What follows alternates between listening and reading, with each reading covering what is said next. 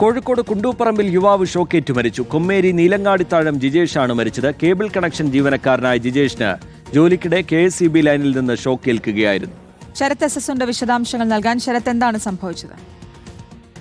സുധി, ഇന്ന് ഉച്ചയ്ക്ക് 2 മണിയോടെയാണ് ഈ സംഭവം നടക്കുന്നത്. കുണ്ടായിത്തോട്ടിൽ ജിയോ ഫൈബർ കണക്ഷന്റെ ടെക്നിക്കൽ തകരാർ പരിഹരിക്കുന്നതിന് വേണ്ടിയിട്ട് അത് പരിഹരിച്ചുകൊണ്ടിരിക്കുന്ന ജിജേഷ് ഇതിനിടയ്ക്കാണ് അത്തരത്തിൽ ഷോക്ക് ഏൽക്കുന്ന സാഹചര്യം ഉണ്ടായത്. അതായത് വൈദ്യുത പോസ്റ്റിൽ നിന്ന് നേരിട്ട് ഈ വൈദ്യുത ലൈനിൽ നേരിട്ട് കൈ അബദ്ധത്തിൽ തൊട്ടുപോവുകയാണ് ഉണ്ടായത്. പിന്നീട് ജിജേഷിന് ഇത്തരത്തിൽ ഷോക്ക് ഏൽക്കുന്ന സാഹചര്യം ഉണ്ടായി.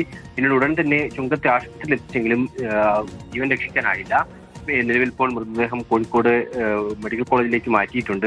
പോസ്റ്റ്മോർട്ടം നടപടികൾക്ക് ശേഷം മാത്രമേ മൃതദേഹം വിട്ടുകൊടുക്കുകയുള്ളൂ. പക്ഷെ എന്തായാലും ഈ പറയുന്ന പോലെ അബദ്ധത്തിൽ തൊട്ടുപോയതാണ് എന്നുള്ളതാണ് അറിയാൻ കഴിഞ്ഞത്. നിലവിൽ 40 വയസ്സാണ് ജിജേഷിനുള്ളത്.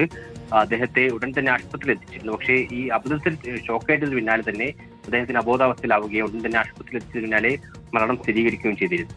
ഓക്കെ, കൊമ്മേരി സ്വദേശി ജിജേഷ് ആണ് മരിച്ചത്. KSEB ലൈനിൽ നിന്ന് ഷോക്ക് ഏൽക്കുകയായിരുന്നു. ശരത് SS വിശദാംശങ്ങൾ നൽകിയത്.